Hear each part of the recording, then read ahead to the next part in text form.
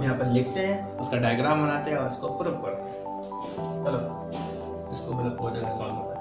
Electric dipole, electric potential होता है, हम ये इलेक्ट्रिक लिखिए, इलेक्ट्रिक पोटेंशियल ही होगा, हाँ पोटेंशियल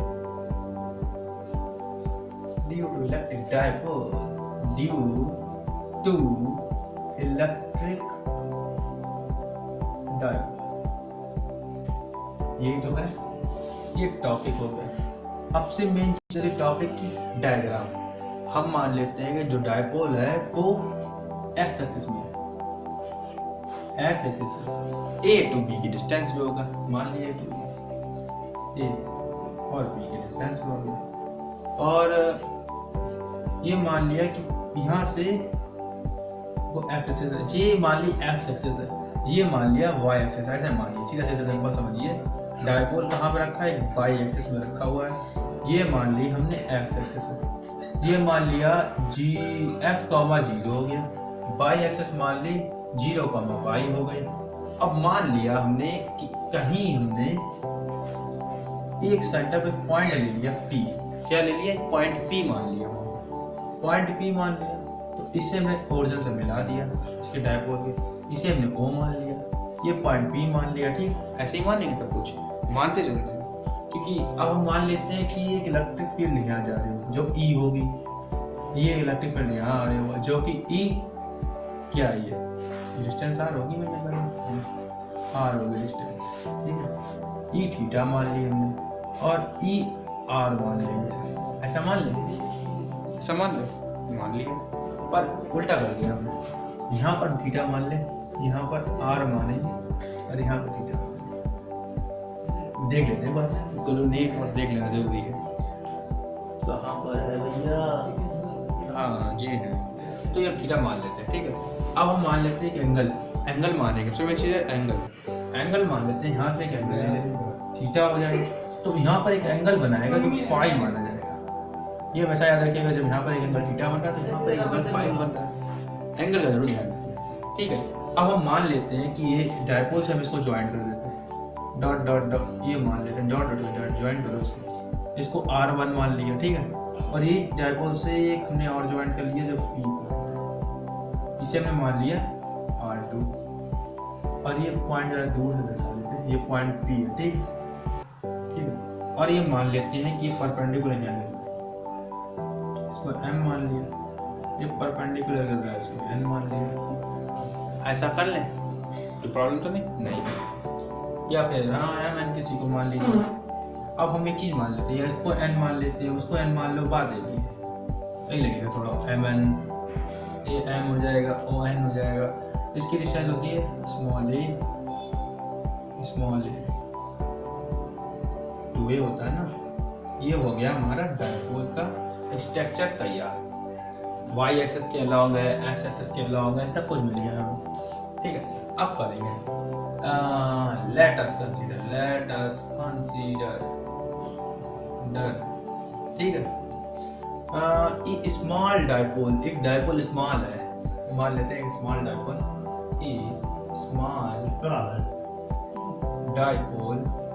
डायपोल AB है,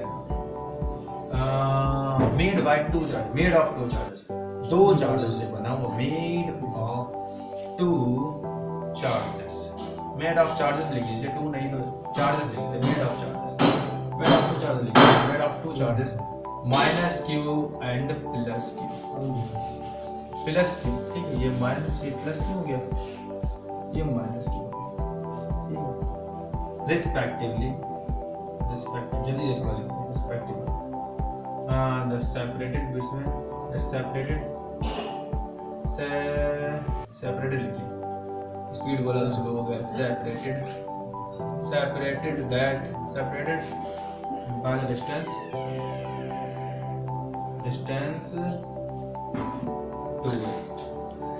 2a from the center, from its center of diamond, ठीक है, ठीक है, इतना मान लिया, ठीक है, इतनी वैल्यू हमने मान ली। अब बात करते हैं इतना मान लिया। डायपोल पे चल ही रहे तो उसकी बात कर लेते थोड़ा आगे। और अब मान लेते हैं लेट कर लेते हैं। अब ये डायपोल किसकी एक्सेस है? Let by axis chosen by axis chosen along, chosen लिख लिया, choose along, chosen along with along the x axis, है ना?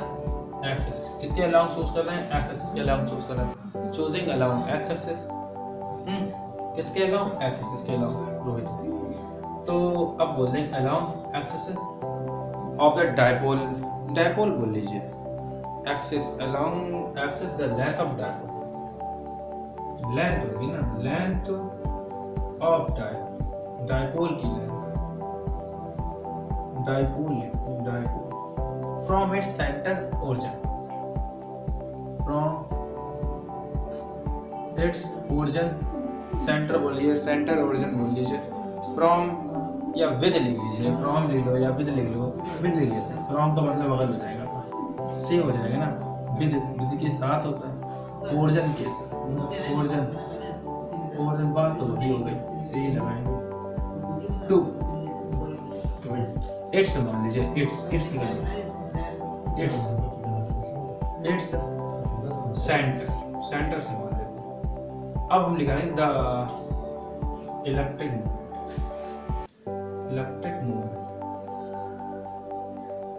मूवमेंट होता है, इलेक्ट्रिक मूवमेंट होता है P equal to Q naught 2A। अब हम इसको इसकी भाषा में लिखा जाए, अगर कार्डिंग में लिखें J फॉर्म के लिए तो क्या हो जाएगा? Q, ये आई जे कैप में तो जे कैप में आता है, ठीक है, डॉट लगा दीजिए, जे कैप में आ जाएगा। ये इतना याद रखिएगा, ये जे कैप में आ जाता है, जे कैप में। ये से क्वेश्चन फर्स्ट डाल दीजिए, ठीक है।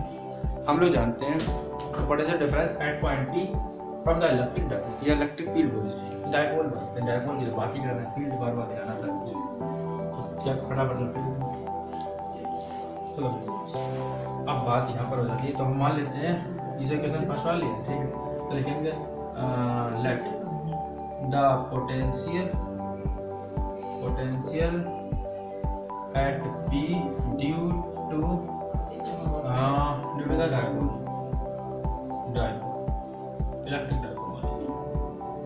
इलेक्ट्रिक डायपोल बोलिए, डायपोल बोल देते हैं। ड्यू टू दिस डायपोल बोलिए, due to this dipole, electric field की बात यहाँ पर डायपोल के साथ है, ठीक है। अब बात करते हैं, तो इलेक्ट्रिक डायपोल की बात कर रहे हैं। अगर P पॉइंट पर डायपोल देखोगे तो क्या होता है? ये तो हम सब लोग जानते हैं, V1 equal two plus V2, ये हम लोग जानते हैं, क्या जानते हैं। अब V1 क्या होगा और V2 क्या होगा, हम लोग लेते हैं वी नो दैट, या फिर डायरेक्ट कर लेते हैं, तो हम लेते हैं that is V1 equal to हो जाएगा। देखिए V1 हम यहाँ के लिए देखेंगे, R1 के लिए देखेंगे ना, तो 1/4 pi epsilon naught dot Q upon AP हो जाएगा। और B2 के लिए क्या हो जाएगा? 1/4 pi epsilon naught dot Q upon BP के लिए हो जाएगा। हम आपको बता दें ये Q है तो ये माइनस के लिए आ जाएगा, हम यहाँ करीब देख रहे हैं, ये Q के लिए सिर्फ के लिए देख रहे हैं, ठीक है, ये माइनस हो जाएगा। तो हम लोग ये फॉर्मूले में पुट अप कर देंगे, तो B इक्वल टू हो जाएगा 1/4 pi epsilon naught dot Q upon AP की वैल्यू क्या आ गई? R1 हो गई, ठीक है गाइस, और 1/4 पाई एप्सिलॉन नॉट और Q अपॉन BP की वैल्यू R2 हो गई, ठीक। इसमें से कॉमन ले लेते हैं, कॉमन क्या लेंगे? 1/4 पाई तो epsilon naught dot Q1 Q2। Guys मेरा माइक बंद हो गया, चलो ठीक, कोई प्रॉब्लम नहीं। Q अपॉन ये उधर कॉमन आ गया, 1/R1 माइनस 1/R2 इतना आ गया। इससे क्वेश्चन सेकंड डाल देते हैं, ठीक है। अब हम लिखेंगे जब अकॉर्डिंग टू दिस, या लिखेंगे यदि, यदि ये तो हम लोग याद होने से आप लोग लिख लेना, हम तो थोड़ा माइंड में रखेंगे। यदि इफ R जो है वो बहुत छोटा हो जाए जैसे, तो अप्रॉक्सीमेटली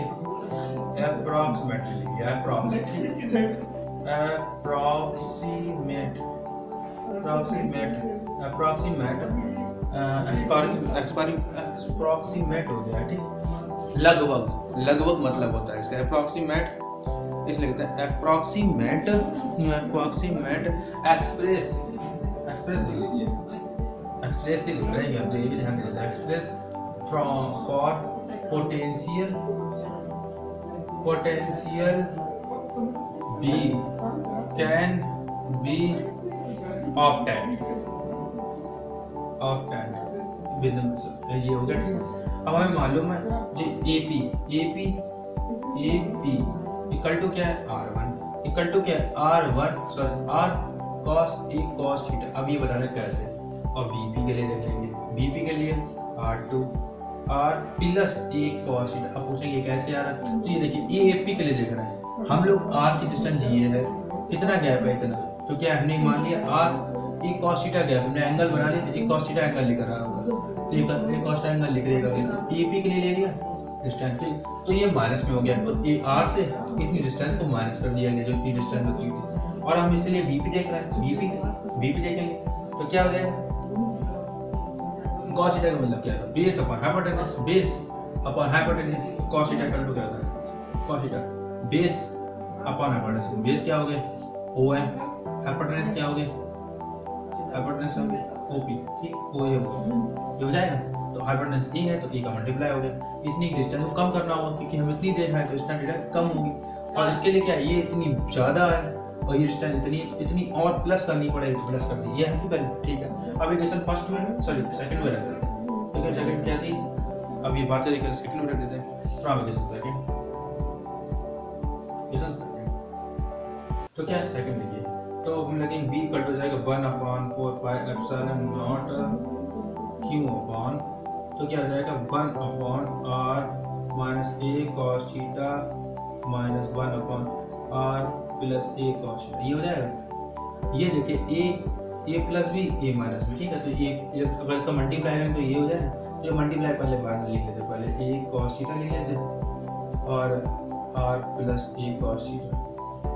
इसका मल्टीप्लाई इधर हो जाएगा तो r plus a cos theta minus r, ये आ रहा है माइनस, और ये माइनस तो प्लस हो गया, प्लस a cos थीटा, ये हो जाएगा। ठीक है, तो 1/4 pi epsilon naught dot q, r से r कट जाएगा, ये हम आगे फटाफट हटा के कर देते हैं। चलो गाइस फटाफट हो गया, तो b इक्वल टू हो जाएगा 1/4 pi epsilon naught dot q। तो q और 2a हम अंदर के a 2a गए, q को अंदर कर, दरअसल हम लोग q को अंदर करते हैं मल्टीप्लाई लगा के। ठीक है, और ये क्या हो जाएगा cos थीटा अपॉन हो जाएगा a b और a माइनस b, तो a square cos square theta, ये हो जाएगा। तो हम लिखेंगे if r is very greater than a, then a square is neglected, तो क्या हो जाएगा then, तब क्या हो जाएगा then neglected is, तो क्या हो जाएगा। अब हम यहाँ से मिटा लेते हैं इसको फटाफट गाइस। इसको मिटाने के बाद क्या हो जाएगा, तो b इक्वल टू हो जाएगा 1/4 पाई एप्सिलॉन नॉट डॉट, इसके लिए फॉर्मूला लगाया था हमने कि p इक्वल टू होता है, स्टार्टिंग में कराया q इंटू 2a, तो ये p हो जाएगा, b लिख लीजिए p cos थीटा अपॉन आ जाएगा, इसके लिए नेगेटिव तो r स्क्वायर हो जाएगा, ये आगे b की ये वैल्यू b की है। अब हम इसको कर्ल फॉर्म में लिखेंगे। ठीक है, तो we can write in vector form. ठीक, वेक्टर फॉर्म लिखेंगे, तो we can write that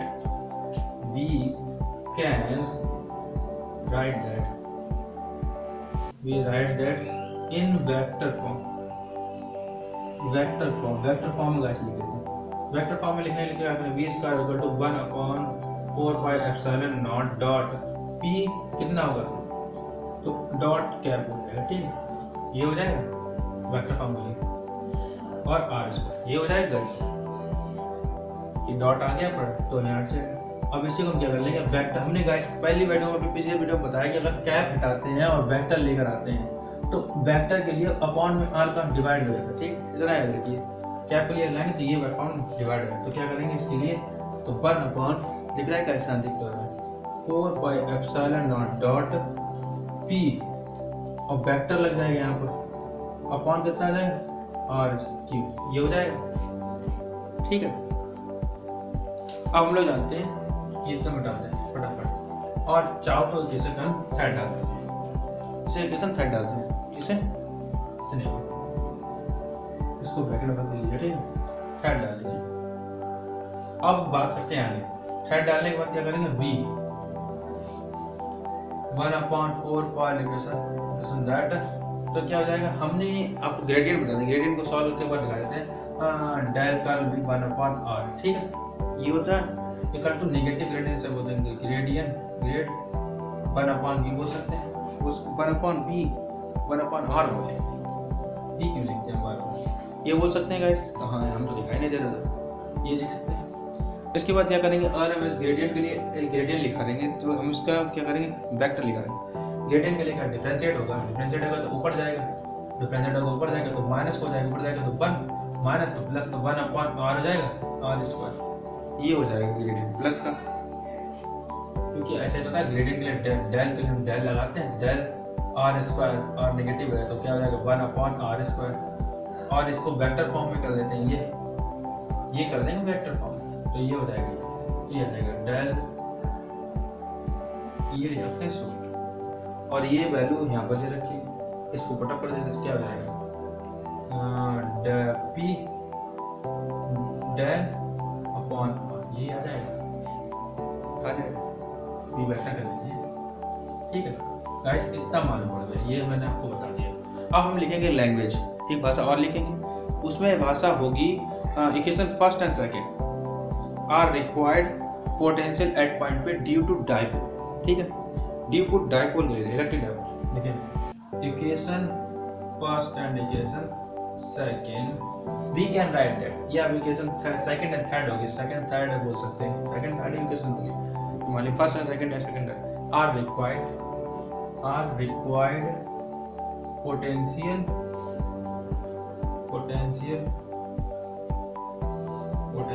due to a point, due to या पहले लिख लेते हैं एट ए पॉइंट लिख लीजिए, due to the electric dipole ना गाइस, हो गया इलेक्ट्रिक डाइपोल, तो मैं इसे यही कर रहा हूँ, अभी चलो डाल देंगे इलेक्ट्रिक डाइपोल, ठीक है। तो अब बात करते हैं in the term of Cartesian form, ठीक है। Cartesian the term Cartesian form देख लें, टर्म ऑफ कार्टेशियन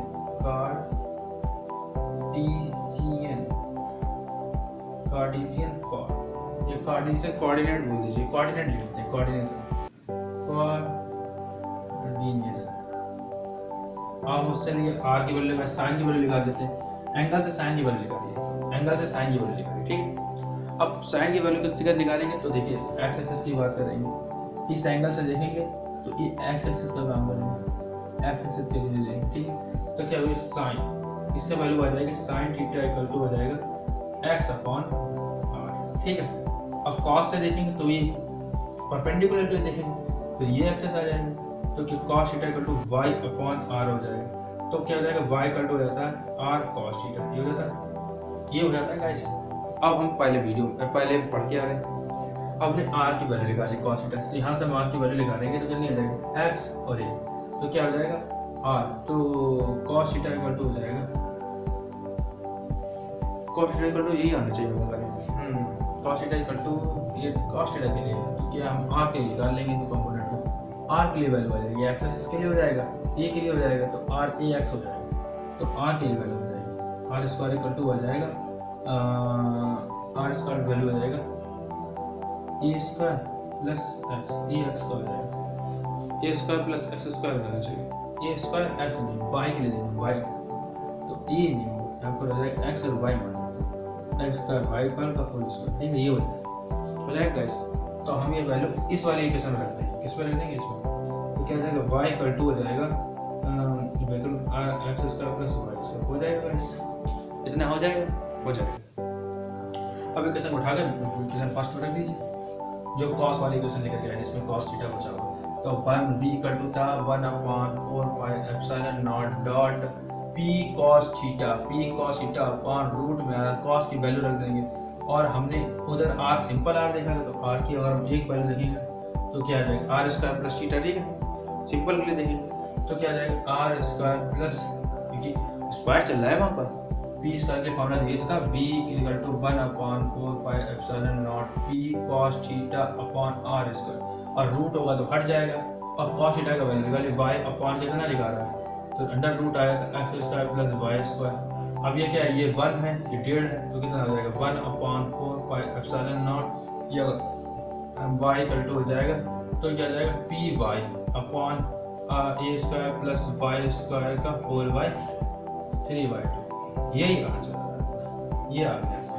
इतनी वैल्यू लेकर के आ गई, यही लिखानी चाहिए, समझ गए, इतनी वैल्यू लिखानी चाहिए, वेक्टर मान लीजिए, इतनी वैल्यू लिखानी है। अब नेक्स्ट वीडियो में इसके आगे का टॉपिक सॉल्व किया जाएगा।